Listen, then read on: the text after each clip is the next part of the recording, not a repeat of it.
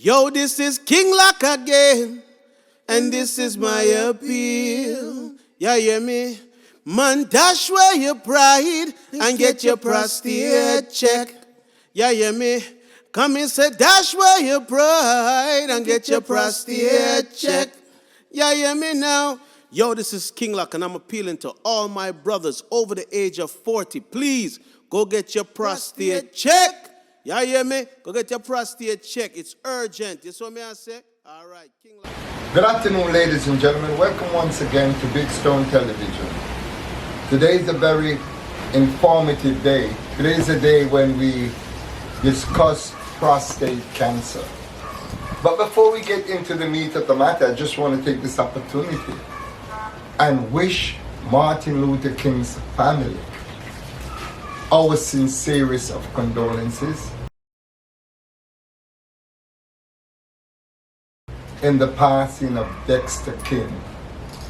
Now you see, as the news has broadcast all over the internet and all over the world, by now everyone should have an idea that we have lost the last son of famed Martin Luther King Jr. I have a dream kind of man. Today I'm here with my friend Heru Menelik, and we're going to explore how we can get through to our African brothers, men of African descent, our own fellow Jamaicans, how we can break the stigma of buck breaking. We're going to go through everything to see how best we can have our men sensitized and have them informed so that they know that the prostate test is a must every year once they turn 40. Heru Menelik, enough respect. Blessings. Thank you so much for stopping by. Heru, what do you know about this dreaded disease of prostate cancer? Well, I used to hear about it, and I didn't know that one day I would be affected by an enlarged prostate, which is a precursor to prostate cancer. I was in court trying a case, and I felt the urge to go and pee, so I said, let me finish the case and then I'll go and pee, relieve myself. And the case went on for another half an hour. And at the end of it, when the case was closed, I went to the bathroom and I couldn't pass my urine.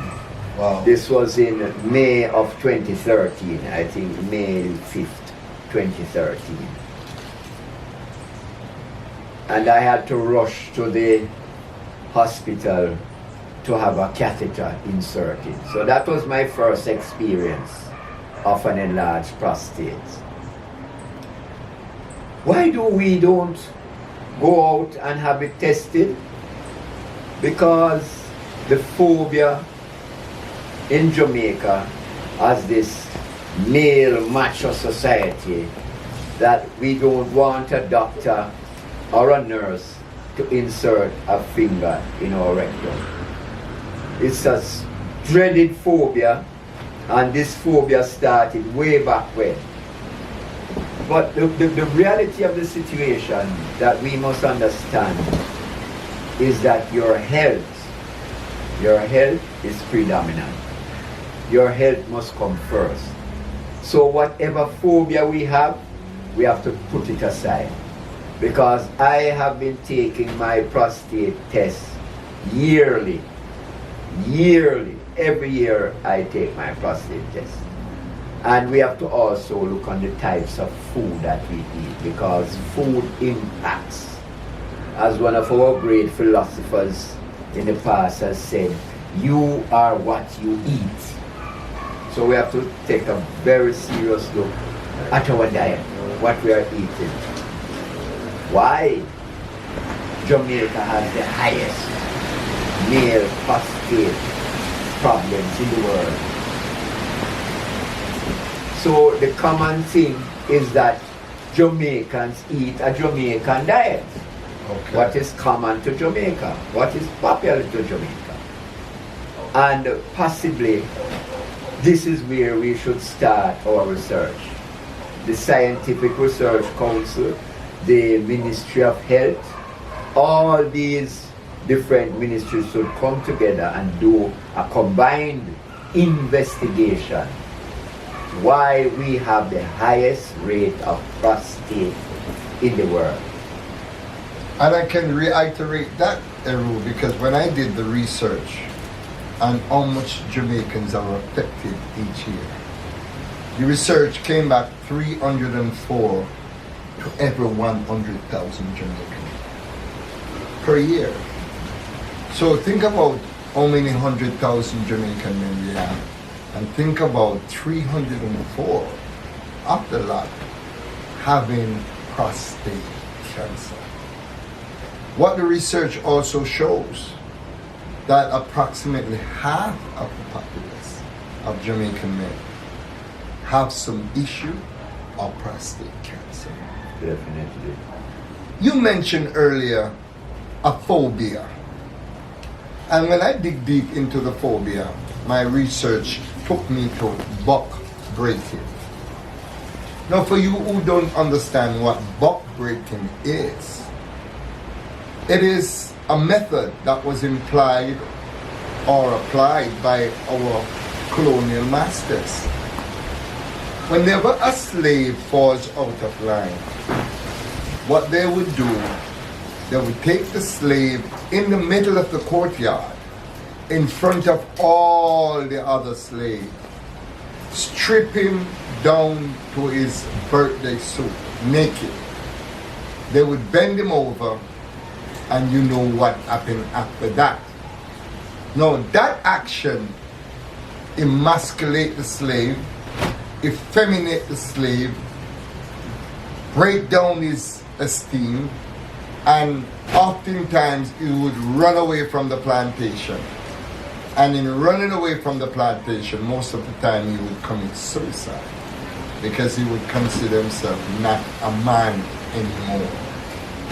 So brought forward to 2024, with that kind of a stigma deeply embedded in our DNA, most of our brothers don't even want to discuss the matter of prostate or prostate cancer.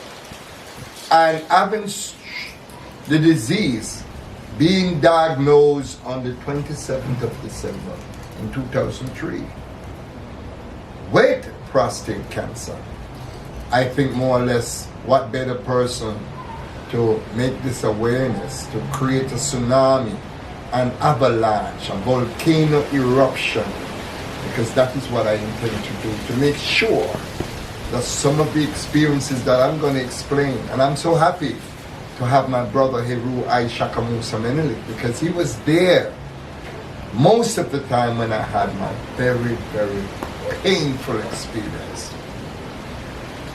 I did a biopsy on the 18th of November. The 19th, I was able to go to bed and urinate okay.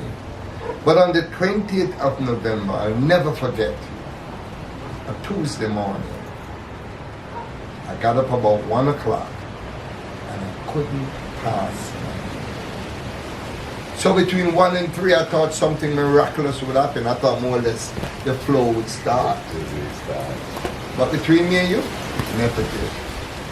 The only person that I could call upon and rely upon, as always, is Heru Menelik. And when I called him about 3 o'clock in the morning, within 5 minutes, he lives about 15 minutes away from me. He got there in less than 5 minutes. Faster than a bolt of lightning. He took me up to the University of the West Indies. Several times during the trip, I said, Heru, I feel like I want to pass my urine. And he said, urinate in the van.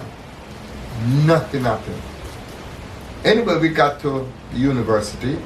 And when we got to the university, it took me about half an hour before somebody came to my assistance. And I had to start bawling out for mercy. I had to make some noise because the pain was so excruciating. And by the time a doctor came, it appears as if he was upset because I was making a lot of noise. But guess what? Ain't no shame in my game. If I'm feeling pain, you bet your bottom dollar make a ball out for mercy. Anyway, he came in very arrogant, and he took the catheter and he forced it up in my penis. The force was so excruciating. I've never felt anything like that. People talk about women have baby pain. To me, that is worse than baby pain. Heru was right there when it all went down. Anyway, the flow started and Heru took me back home. Didn't spend no time in the hospital. But I had to stay with this back for about 3 weeks. Very uncomfortable, Heru. Yes. Sometimes I said, Heru, how do I manage this? Because he has experience. What was your experience with the catheter? Well, just as yours. I think what the doctor didn't do was to lubricate the catheter before he inserted it. What I can remember when the nurse, it was a nurse who did mine, she lubricated the catheter, I think with petroleum jelly or some jelly-like substance. And she lubricated around the entrance of my penis at the urethra. And then it slid in. Mine, a little discomfort, but it slid. It wasn't painful. Wasn't painful. So when I heard you shouting out that I knew that something was not right, that he had not done the proper procedure to insert the catheter. Let me ask you a question. Does it go by size? Or one size fits all? No, that's the other thing. You have to have a certain size catheter to fit the person. And he should have diagnosed that and get the size that would have fit you. So possibly the size that he used was too large, and this is why it was more painful to you going in. That is my personal understanding of it. That hurts so much, and that's why I'm sharing this experience with my brothers out there, my fellow Jamaicans and my brothers all over the world of African descent, because it'll affect us more than any other race on the planet Earth. I don't know why, but after that was done, and they took the catheter out, 2 days later I had to call Heru again. More pain in my abdomen. I was able to urinate this time, but guess what? There was pain in the urethra, and he had to rush me to my doctor, and they had to put in an IV and feed me with some antibiotic and painkiller, and I had to lie on my back for about 6 to 8 hours. Heru left me at the doctor's office and he came back to pick me up. I say all that because I don't want you guys to experience what I have experienced. And that is why I took someone who has prostate issue, someone who knows how to deal with it in terms of your diet, how to eat right and how to maneuver, so that he can further explain, so you all can understand. Go get your prostate checked once a year. Dr. Martin Luther King, his son, a prominent man in the United States of America. What do you think happened? You think he missed something for the prostate to get enlarged, for it to get to a cancer? What do you think happened there based on your experience with the PSA level and so on? Well, as I said earlier, the phobia that is attached to it is not only in Jamaica. A lot of males just detest the idea of someone inserting a finger in your rectum. It's a phobia amongst the males. And I think, we have to get over that and understand that your health is your priority one. So whatever it entails for you to get to that level of, healthy state of mind and body, you have to conform with the different types of tests that are there. You could use the PSA test, but a lot of times the PSA does not tell you if it is cancerous, if there's a malignant growth on the prostate. So it's by inserting the finger and actually rubbing on the prostate itself to see if the surface is smooth. If there are any tumors, the finger will pick it up to say, yes, there's a tumor on this. And it can be benign or it can be malignant. If it's malignant, that means it's cancerous. So you have to ensure that over 40 and over, you go out and get yourself tested. Let me ask you a question which is very important. Because scientists have said that they are not sure why the prostate starts to enlarge at age 40 or maybe a little bit before. What causes the prostate to enlarge? Well, you know, males have testosterone and the female has estrogen. What happens is that by the time you reach age 40, your body stops producing testosterone at the level that it should. And what happens, a weak form of testosterone is what you could call estrogen. Some of the foods that we eat, a lot of people that think health is the fad now and eat a lot of soy products. Soy creates estrogen in your body. And when I trace my own life, I remember I used to eat a lot of soy products. And what it does is that the estrogen reacting with the weak testosterone converts the testosterone to what they call DHT, dihydrotestosterone, which aggravates the prostate. The cells get so aggravated that they start to swell. And this is where the enlargement comes from. When it is enlarged, it starts to impact upon the urethra. The urethra is closed off, so you cannot pass any urine. So our diet after 40 must look at what you are eating and eat foods that are friendly to the prostate. Tomatoes have what they call lycopene. Lycopene is good for the prostate.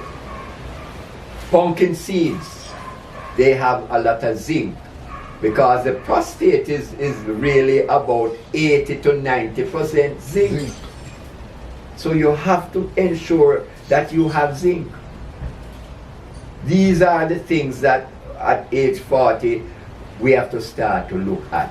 Just as how you will not eat certain oils that create cholesterol in your body that would give you hypertension, you must also look at the prostate. What is the friendly products that you can consume to keep your prostate in a manageable state? The King of England. And we want to send out our well wishes for the King.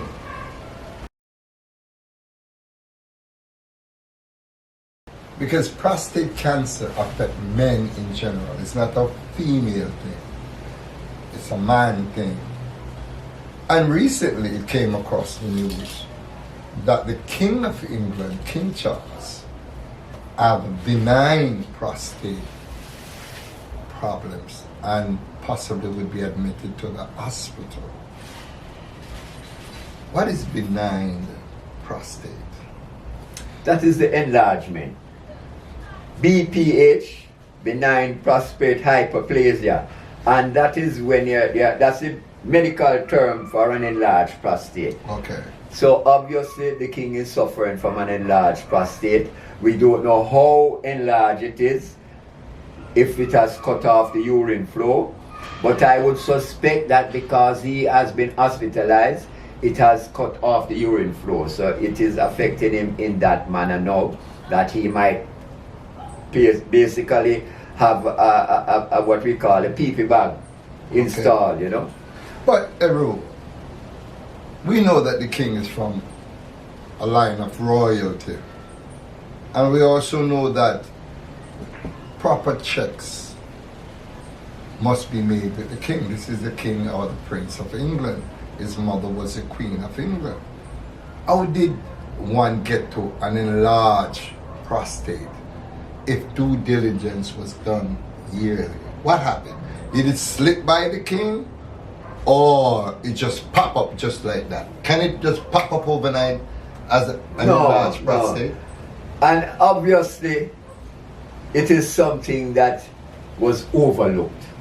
Some people put different priorities on different things. So for the king, he might be looking at heart problem, diabetes, which is also a crippling disease. So possibly they overlook the prostate, saying, well, you know, it affects mostly Africans.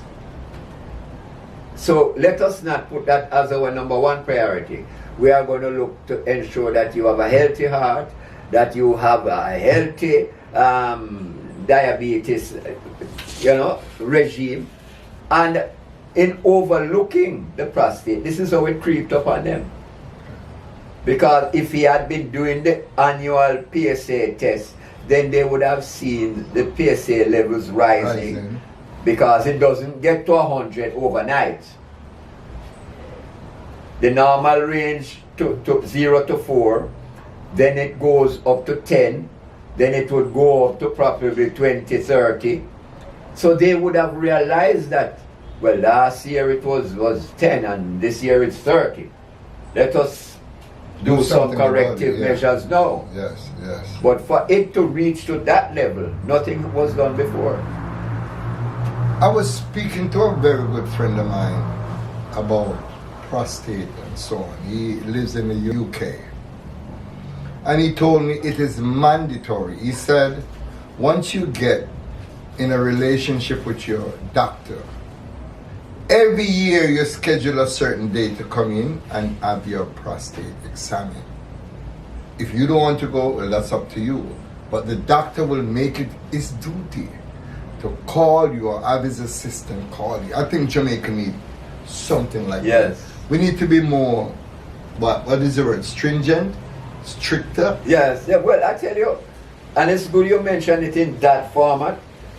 My family doctor, Dr. C.C. Jones, he would always tell me, listen, you need to check your prostate when you get to 40. It's a male thing. And he explained all these things to me. It is I who did not do it. So to my own detriment, I did not follow what he was telling me. Was it because of a stigma? I know you're much more intelligent. Yes, than yes, that. but it was partly of the stigma because, especially expressing the Rastafari faith, it is diametrically opposed to homosexuality. So you didn't want to associate yourself with a doctor sticking his finger in your anus. So part of my problem at the time was the stigma that was attached, that I didn't go readily to do it. But now that I know better, I do my prostate test. What would your message be? And I want you to look into the camera and speak passionately about prostate and having it examined.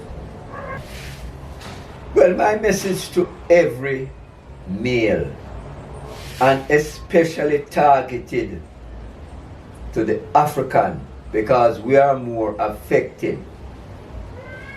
We should get serious about our health. And with the type of information that we have available today, no one should be ignorant of the ills of prostate cancer, the ills of an enlarged prostate. It can be prevented, and we have to change our diet when you get to a certain age.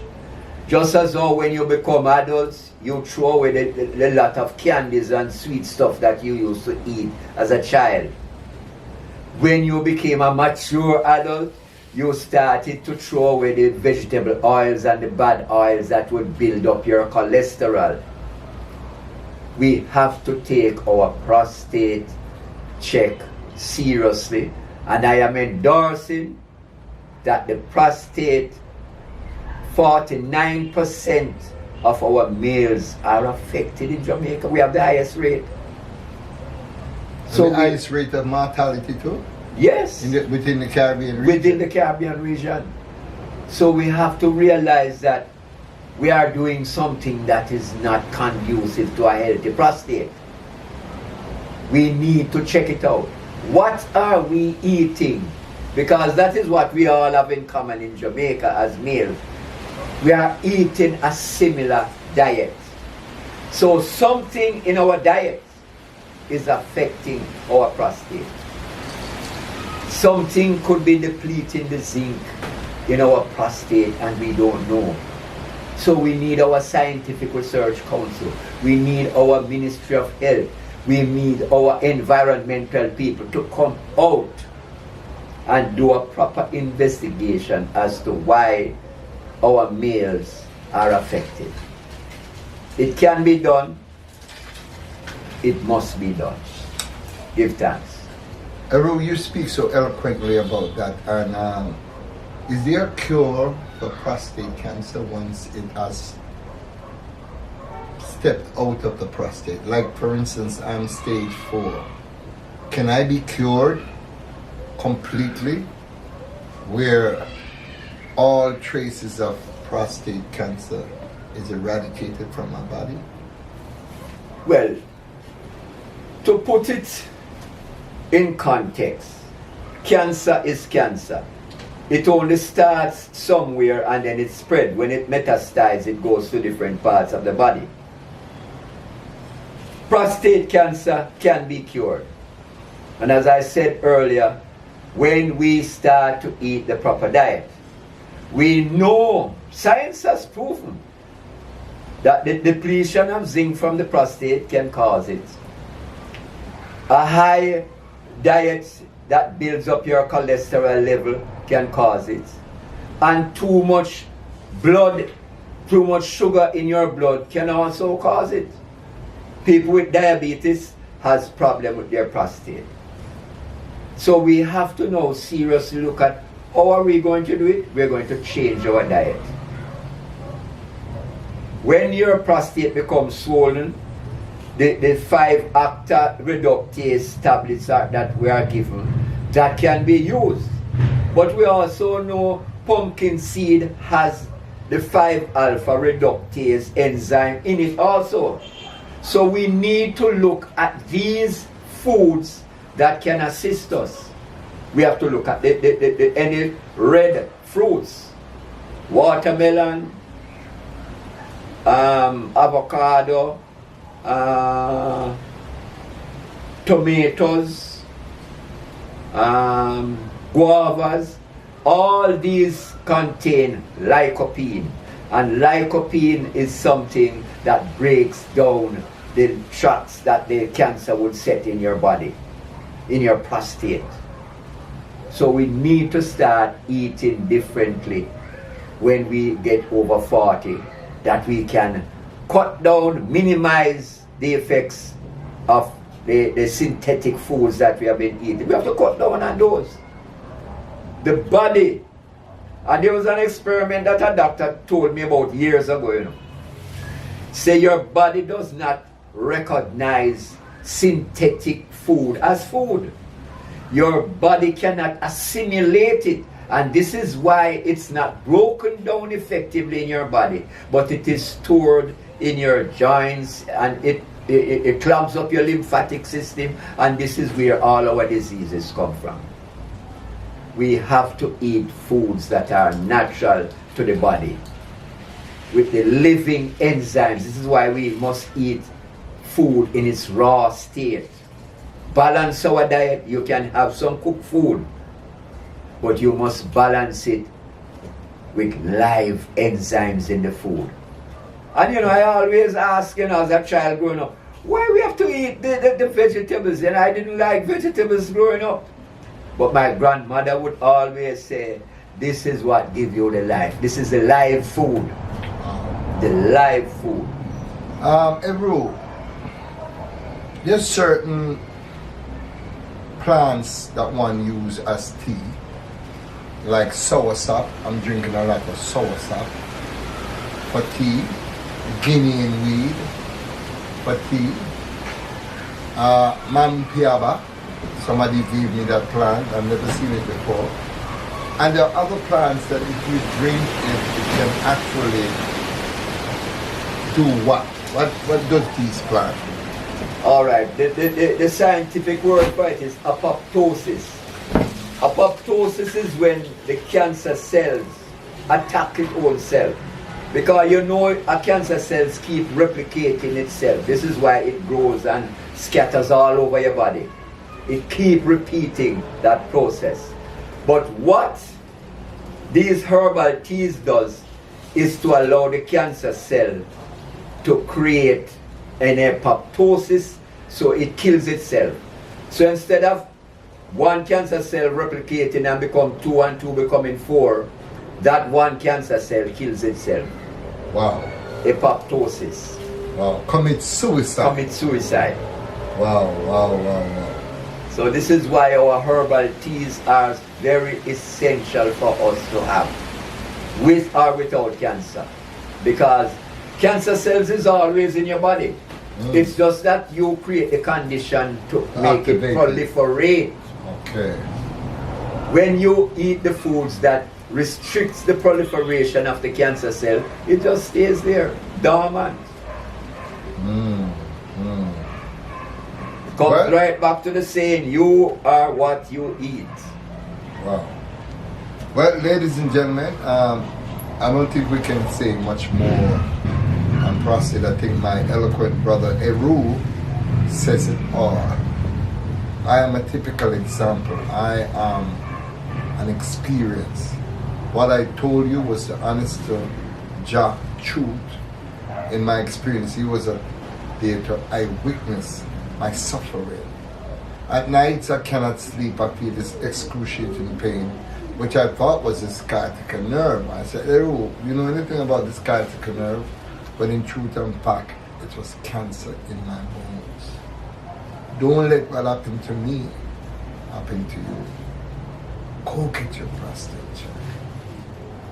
And do it now. Heru, I shake a Yes.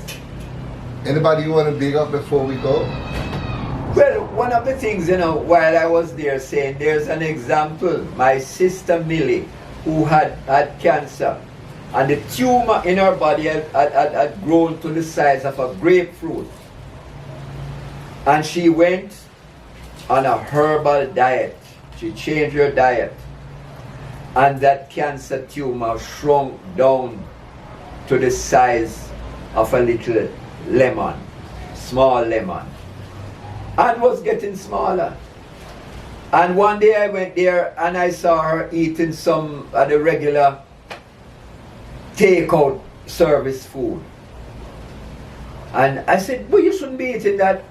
She said, well, I see that it is coming smaller and it's working, the diet. I decided to cheat. And she started to cheat once, then twice. And then every time that I went there, she was eating something that she should not. Guess what? The cancer recurred with vengeance. Took her out. In 3 weeks, she was dead. Don't let that happen to you. Eat right and you stay alive. And you beat the cancer. Well, as you see, ladies and gentlemen, I'm doing my due diligence. I want to live for my family. I want to live for my friends. I enjoy life to the max. And I'm not going to cheat on myself. I start changing my diet already. I'm eating healthy.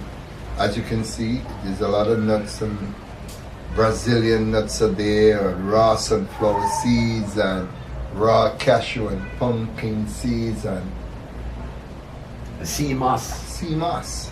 So I'm eating healthy. I'm going to the sauna tomorrow. I'm going back to spend another couple of minutes, into the sauna and get my health right. We have a lot of work to do, Jamaica. The work not done yet. Big Stone ain't going nowhere. Stay strong, stay positive, and go get the prostate check. That's the part. Blessed love every time. Thank you. There you have it, ladies and gentlemen. a wonderful 45 minutes with the king himself, Heru, I Shaka Musa Menelik. Thank you.